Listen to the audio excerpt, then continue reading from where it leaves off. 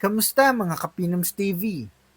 Sa tuwing naririnig natin ang mall, kadalasan ang naiisip natin ay modernong gusali, makintab na sahig, malalaking LED screen at mga bagong bukas na tindahan. Pero bago naging ganito ang mall culture sa Pilipinas, may mga nauna nang tumayo. Mga mall na hindi itinayo para sa hype, kundi para sa mga pangangailangan. Ngayong araw, babalikan natin ang 12 pinakalumang mall sa Pilipinas na bukas pa rin hanggang ngayon.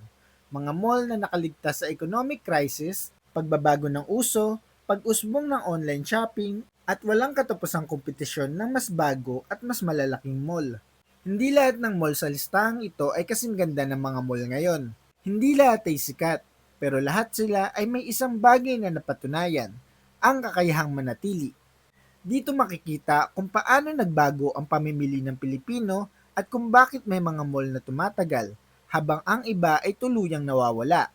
Ito ang kwento ng tibay, adaptasyon at tahimik na tagumpay ng mga mall na hindi bumitaw, kahit iniwan na ng panahon ang marami sa kanilang kasabayan. Handa na ba kayo? Simulan na natin. Number 12, Pacific Mall Lucena. Binuksan noong 2003, ang Pacific Mall Lucena ay isa sa mga pinakaunang modern mall sa Quezon Province.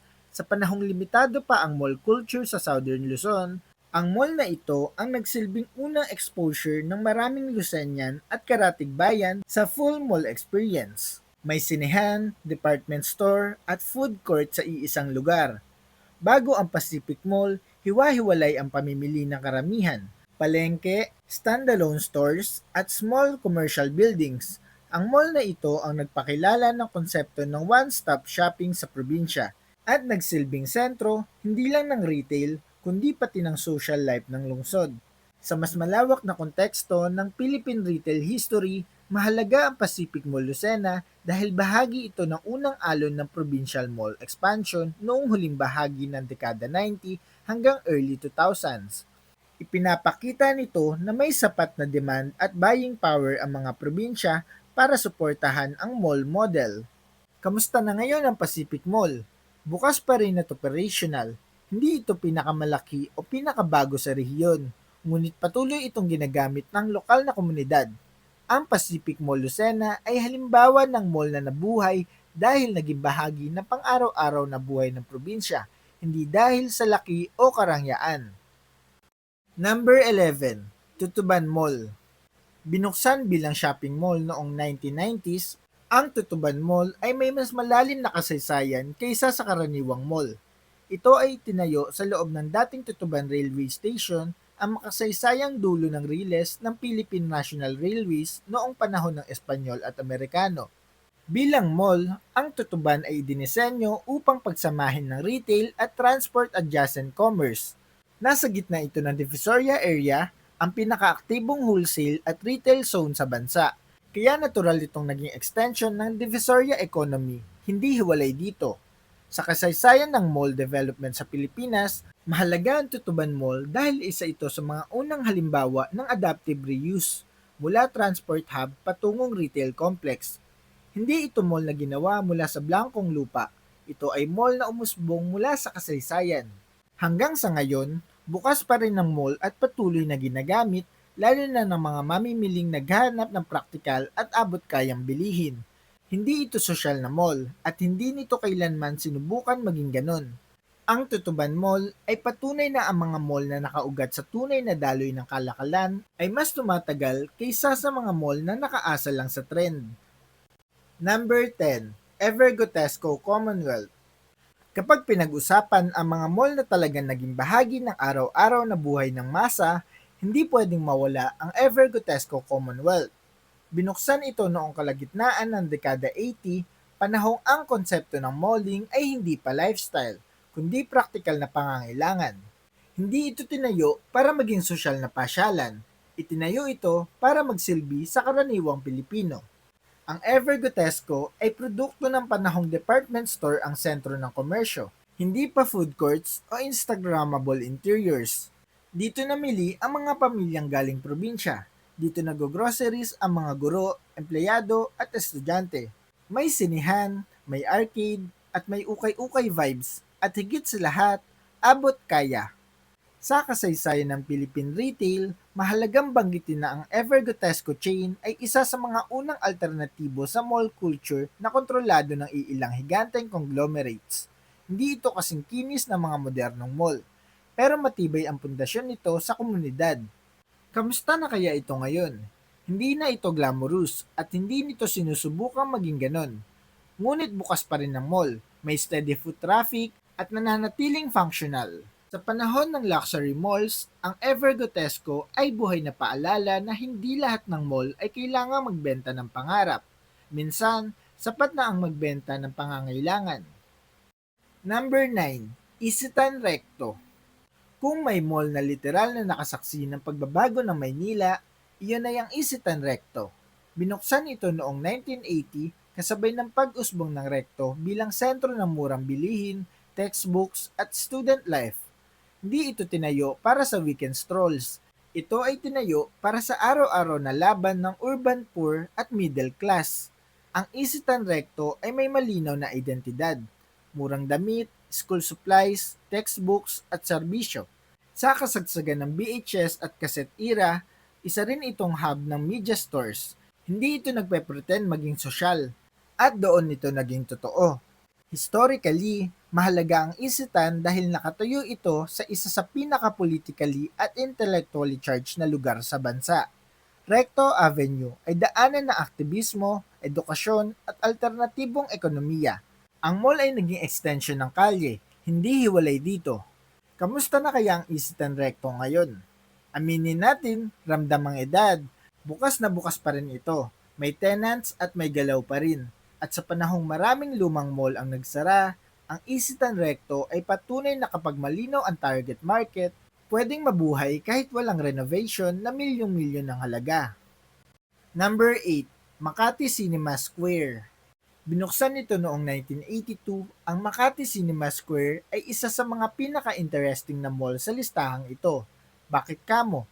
Dahil nagbago ang identity nito pero hindi nawala. Noong una, ang MCS ay sentro ng sinehan at entertainment sa Makati. Pero habang nagbago ang lungsod at dumami ang mas malalaking mall, hindi nito kinaya na makipagsabayan sa mainstream retail. Sa halip na mawala ito ay nagpivot ito. Unti-unting naging niche mall ang MCS, home ng Japanese surplus stores, anime shops, hobby stores at specialty retailers. Sa economics, ito ang tinatawag na adaptive reuse without demolition. Sa kultura, isa itong tahimik na tagumpay. Kamusta na kaya ito ngayon? Hindi ito puno araw-araw pero may loyal community. Ang MCS ay patunay na ang longevity ay hindi lang nakukuha sa laki o ganda, kundi sa kakayahang magbago ng papel. Sa kasalukuyan, ang tawag na ngayon sa mall ay Makati Central Square. Number 7, Gaisano Mall of Davao. Binuksan noong 1997, ang Gaisano Mall of Davao ay tinuturing na isa sa mga unang tunay na full-scale mall sa Mindanao. Sa panahong ang mall culture ay halos eksklusibo pa sa Luzon at ilang bahagi ng Visayas, ang mall na ito ang nagsilbing landmark ng modern retail sa Davao City. Bago ang pag-usbong ng malalaking national chain sa Mindanao, ang Gaisano Mall ang nagsilbing sentro ng pamimili, sine at social life ng mga Davaoenyo, department store, grocery, sinehan at kainan. Kumpleto ang karanasan at malinaw na dinisenyo bilang one-stop destination. Sa kasaysayan ng retail sa Pilipinas, mahalaga ang Gaisano Mall of Davao dahil pinatunayan nitong viable ang large-scale mall development sa labas ng Luzon. Naging modelo ito ng regional mall na nakatuon sa lokal na merkado, hindi sa imported na mall template. Kamusta na kaya ang Gaisano Mall ngayon? Bukas pa rin ito at operational. Hindi na ito ang pinakamalaki sa Davao, ngunit patuloy itong dinadayo at ginagamit. Sa retail history, ang Gaisano Mall of Davao ay hindi isang relic. Ito ay haligi ng mall culture sa Mindanao. Number 6, SM City North EDSA. Binuksan noong 1985, ang SM City North EDSA ang pinakamalaking game changer sa listahang ito. Hindi ito ang pinakaluma sa bansa, pero ito ang mall na nag-redefine ng konsepto ng mall sa Pilipinas. Noong panahon na iyon, ang ideya ng isang napakalaking mall sa gilid ng EDSA ay tinuturing na risky. Ngunit napatunayan na ang mall ay pwedeng maging destination, hindi lang convenience stop. Marahil ay nagtataka ka kung kamusta na kaya ito ngayon. Hindi lang bukas, ito ay lumaki, nag-expand at naging prototype. Maraming modernong mall ang direktang na-inspire nito. Kung pag-uusapan ang sustainability ng mall model sa Pilipinas, SM North ang isa sa pinaka-solid na ebidensya. Number 5, Vera Mall. Binuksan noong 1973, ang Vera Mall ay isa sa mga pinakauna enclosed community mall sa Pilipinas. Sa panahong ang karamihan ng pamimili ay ginagawa pa sa hiwa-hiwalay na tindahan at palengke, ipinakilala ng Vera Mall ang ideya ng compact retail space na may bubong, air conditioning at kumpletong basic services. Hindi ito tinayo bilang destination mall. Wala itong malalaking atrium o grand design. Ang layunin nito ay simple at diretso, serbisyuhan ng komunidad ng Green Hills at San Juan. Grocery, bangko, kainan, at essential retail, lahat ay practical at walang palabas. Sa kasaysayan ng retail sa Pilipinas, mahalaga ang Vera Mall dahil nauna itong gumawa ng modelong tinatawag ngayon na neighborhood mall. Hindi ito nakipagsabayan sa luxury o expansion race, kaya hindi rin ito nadurog ng mataas na operating cost. Kamusta na kaya ngayon ang Vera Mall? Bukas pa rin, tahimik ngunit ginagamit. Hindi man ito sikat sa social media, ngunit patuloy itong pinupuntahan ng mga taong may malinaw na pakay. Ang Vera Mall ay patunay na ang mga mall na hindi naghahangad ng sobra ang madalas pinakamatagal mabuhay. Number 4, Gaisano Country Mall. Binuksan noong 1988, ang Gaisano Country Mall ang kinikilalang pinakamatandang malaking mall sa Cebu na bukas pa rin hanggang ngayon. Bago pa dumating ang mga higanteng national mall chain sa Visayas, ang Gaisano na ang nagsilbing sentro ng modernong pamimili ng mga Cebuanos. Sa panahong ang retail development ay halos nakasentro sa Metro Manila, ang mall na ito ay nagsilbing patunay na kaya ring umusbong ang mall culture sa probinsya. May sinehan, department store at kainan. Lahat ng kailangan ng isang regional mall noong dekada 80 at 90. Hindi man ito kasing ganda ng mga mas bagong mall sa Cebu ngayon, ang Gaisano Country Mall ay nagkaroon ng matibay na papel sa paghubog ng regional retail economy. Dito unang nasanay ang maraming probinsyano sa konsepto ng one-stop shopping. Kamusta na kaya ito ngayon? Bukas pa rin at operational, bagamat mas tahimik kaysa dati. Ngunit sa perspektibo ng kasaysayan, ang Gaisano Country Mall ay hindi relic, ito ay pundasyon ng mall development sa Visayas. Number 2, Ali Mall. Binuksan noong 1976, ang Ali Mall ay isa sa mga pinakamakabuluhang mall sa kasaysayan ng Pilipinas, hindi lamang dahil sa edad, kundi dahil sa konsepto. Ito ang isa sa mga unang mall na nagpakilala ng enclosed atrium at dome-style architecture sa bansa. Ang Ali Mall ay ipinangalan sa sikat noong American boxer na si Muhammad Ali na nanalo sa Trilla in Manila noong 1975 sa kalapit lang na Araneta Coliseum.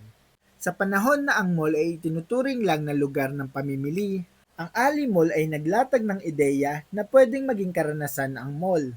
May entertainment, events, at koneksyon sa mas malawak na urban plan ng Cubao at Araneta Center. Culturally, naging bahagi ang Ali Mall ng popular na buhay ng mga Pilipino. Dito nagtagpo ang shopping, sine, sports, at events. Isang kombinasyong ahead of its time noong dekada 70. Kamusta na kaya ang mall ngayon? Maraming pagbabago, maraming renovation, pero bukas pa rin.